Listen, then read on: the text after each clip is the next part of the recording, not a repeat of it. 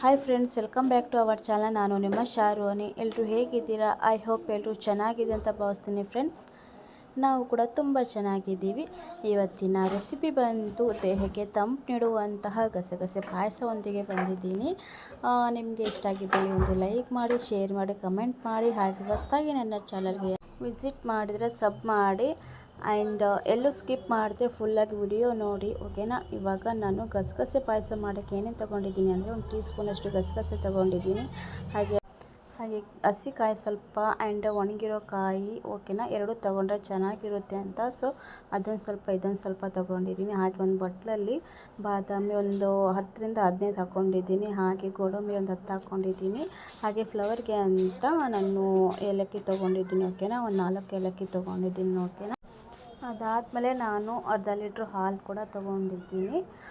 ಬೇಕಿದ್ದರೆ ನೀವು ಆಲ್ರೆಡಿ ಕಾಯಿಸಿ ಇಟ್ಕೋಬೋದು. ಸೊ ನಾನು ಕಾಯಿಸೇನು ಇಟ್ಕೊಂಡಿಲ್ಲ, ಹಾಗೆ ಡೈರೆಕ್ಟಾಗಿ ಯೂಸ್ ಮಾಡ್ಕೊಳ್ಳೋಣ ಅಂತ ಅಂದ್ಕೊಂಡು ಹಾಲು ಹಾಗೆ ಇಟ್ಕೊಂಡಿದ್ದೀನಿ, ಓಕೆನಾ. ಇವಾಗ ನಾನು ಏನೇನು ತೊಗೊಂಡಿದ್ದೀನಿ ಅಂತ ಫುಲ್ಲಾಗಿ ತೋರಿಸಿದ್ದೀನಿ, ಓಕೆನಾ. ನಿಮಗೆ ಬೇಕಿದ್ದರೆ ಬಾದಾಮಿ ಗೋಡಂಬಿ ನೆನೆ ಹಾಕ್ಕೋಬೋದು, ಇಲ್ಲಾಂದರೆ ಸ್ವಲ್ಪ ಹುರಿದು ಕೂಡ ಯೂಸ್ ಮಾಡ್ಕೋಬೋದು. ನಾನೇನು ನೆನೆ ಹಾಕ್ಕೊಂಡಿಲ್ಲ, ಹಾಗೆ ಹುರಿದ್ಬಿಟ್ಟು ಯೂಸ್ ಮಾಡ್ಕೊಳ್ಳೋಣ ಅಂತ, ಓಕೆನಾ. ಇವಾಗ ಯಾವ ರೀತಿ ಮಾಡೋದು ಅಂತ ನೋಡ್ಕೊಂಬಂದ್ಬಿಡೋಣ.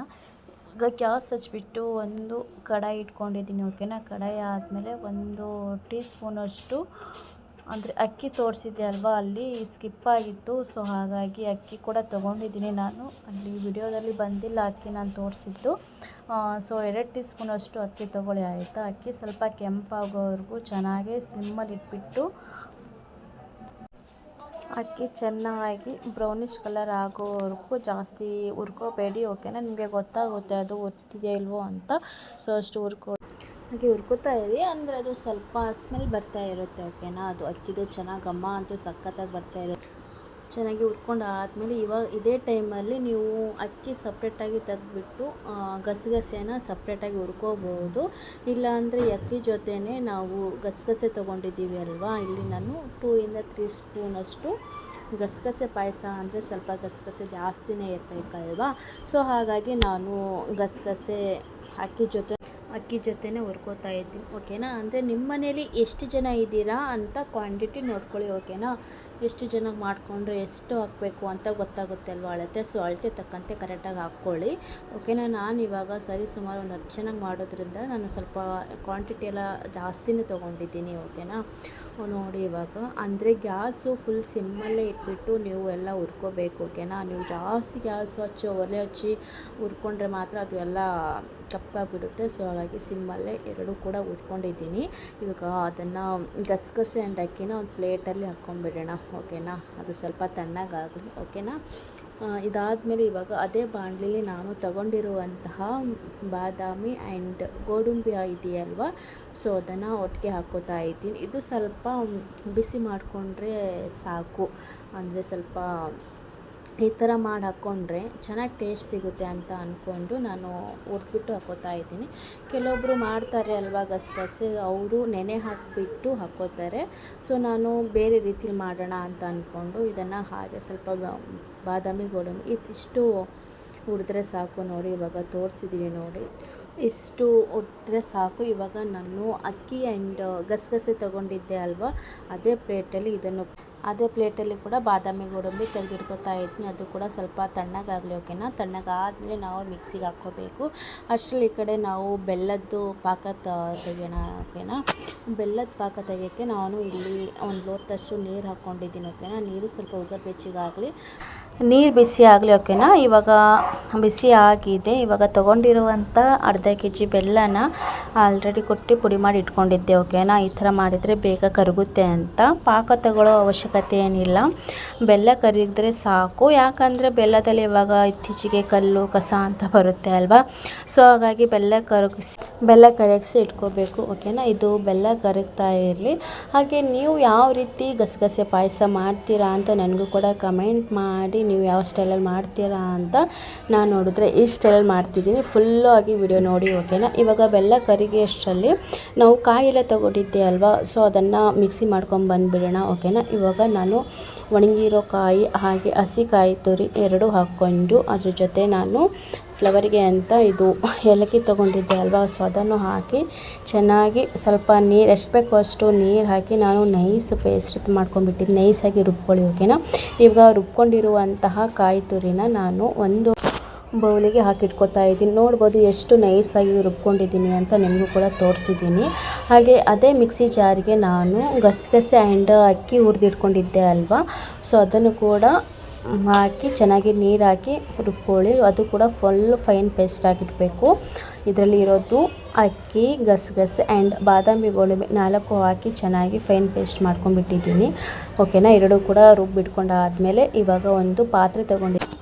1 ಟೀ ಸ್ಪೂನಷ್ಟು ತುಪ್ಪ ಹಾಕ್ಕೊಂಡಿದ್ದೀನಿ. ತುಪ್ಪ ಸ್ವಲ್ಪ ಬಿಸಿ ಆಗಲಿ. ನಾನು ಇದಕ್ಕೆ ಜಾಸ್ತಿ ತುಪ್ಪ ಯೂಸ್ ಮಾಡಿಲ್ಲ, ಓಕೆನಾ. ನಿಮಗೆ ಜಾಸ್ತಿ ಬೇಕಿದ್ದರೆ ಜಾಸ್ತಿ ಯೂಸ್ ಮಾಡ್ಬೋದು. ನನಗೆ ಸಾಕಂತ ಅಂದ್ಕೊಂಡು ನಾನು ಸ್ವಲ್ಪನೇ ತುಪ್ಪ ಯೂಸ್ ಮಾಡಿದ್ದೀನಿ. ಇವಾಗ ತುಪ್ಪದ ಜೊತೆ ನಾನು ಬರೀ ಇಲ್ಲಿ ಒಣ ದ್ರಾಕ್ಷಿ ತೊಗೊಂಡಿದ್ದೀನಿ, ಓಕೆನಾ. ನಿಮ್ಮ ಮನೇಲಿ ಏನಾದರೂ ಗೋಡಂಬಿ ಇದ್ರೆ ಹಾಕ್ಕೊಳ್ಳಿ. ನಮ್ಮ ಮನೆಯಲ್ಲಿ ಖಾಲಿಯಾಗಿತ್ತು ಅಂತ ಅಂದ್ಕೊಂಡು ನಾನು ಬರೀ ದ್ರಾಕ್ಷಿ ತೊಗೊಂಡಿದ್ದೀನಿ. ಅದಾದಮೇಲೆ ಇವಾಗ ನಾನು ಕಾಯಿಸಿಟ್ಕೊಂಡಿದ್ದೆ ಅಲ್ವಾ ಬೆಲ್ಲದ ನೀರು, ಇವಾಗ ಅದನ್ನು ಸೋಸ್ಕೊಂಡಿದ್ದೀನಿ.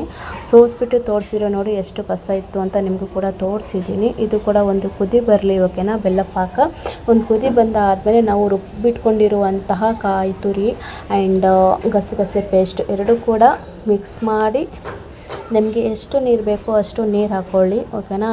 ಗಂಟಿಲ್ದೇ ಚೆನ್ನಾಗಿ ಕೈ ಆಡಿಸ್ಬೇಕು, ಓಕೆನಾ.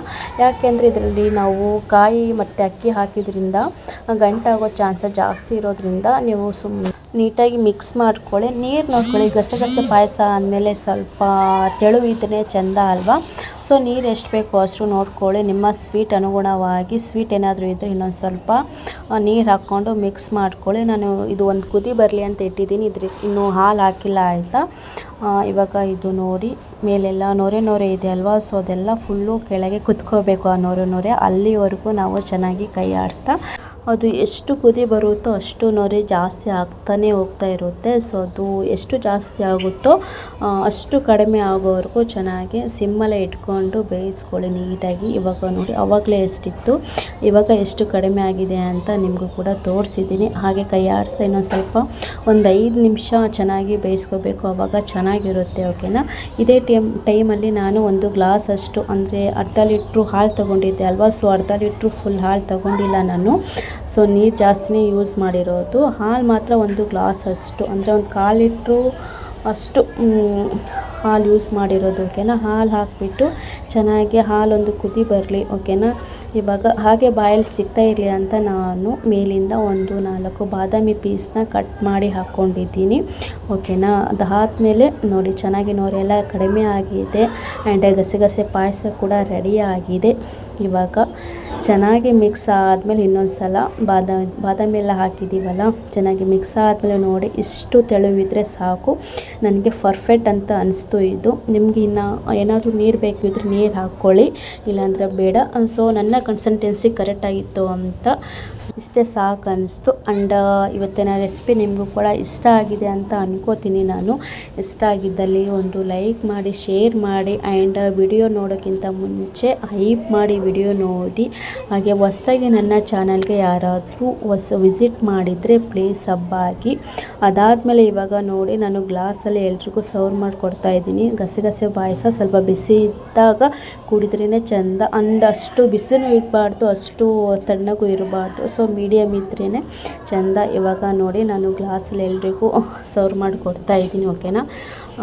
ಇದು ನಾನು ಗಸಗಸೆ ಪಾಯಸ ಕುಡ್ದಾದ್ಮೇಲೆ ವಾಯ್ಸ್ ಕೊಡ್ತಾ ಇರೋದು. ಸೊ ಸಖತ್ತಾಗಿ ಬಂದಿತ್ತು ಗಸಗಸೆ ಪಾಯಸ. ಕುಡಿತಾ ಇದೆ. ನಮ್ಮ ಮನೇಲಿ ಎಲ್ಲರೂ 2 ಗ್ಲಾಸ್ ಕುಡಿದ್ರು, ಅಷ್ಟು ಟೇಸ್ಟಾಗಿತ್ತು ಪಾಯಸ ಅಂತ ಹೇಳಿ. ಪಾಯಸ ಬಂದು ವಾರದಲ್ಲಿ 2 ಟೈಮ್ ಆದರೂ ಮಾಡ್ಕೊಂಡು ಕುಡೀರಿ. ಯಾಕಂದರೆ ನಿದ್ರೆ ಬರ್ತಾ ಇಲ್ಲ ಅಂತ ಅನ್ನೋರು ಯಾರು ಹಿಂಸೆ ಪಡ್ತಾ ಇದ್ದೀರೋ ಒಮ್ಮೆ ಈ ಪಾಯಸ ಮಾಡಿಕೊಡಿದ್ರೆ ಚೆನ್ನಾಗಿ ನಿದ್ದೆ ಬರುತ್ತೆ ಅಂತ ಹೇಳ್ಕೊತೀನಿ. ಆ್ಯಂಡ್ ದೇಹ ಉಷ್ಣತೆ ಕೂಡ ಕಡಿಮೆ ಮಾಡುತ್ತೆ ಈ ಪಾಯಸ, ಓಕೆನಾ. ನೀವು ಒಂದ್ಸಲ ಟ್ರೈ ಮಾಡಿ ಆ್ಯಂಡ್ ಯಾವ ರೀತಿ ಬಂತು ಅಂತ ನನಗೆ ಕಮೆಂಟ್ ಮಾಡಿ. ಹಾಗೆ ಮತ್ತೆ ನೆಕ್ಸ್ಟ್ ವಿಡಿಯೋ ಸಿಗೋವರೆಗೂ ಬಾಯ್, ಟೇಕ್ ಕೇರ್.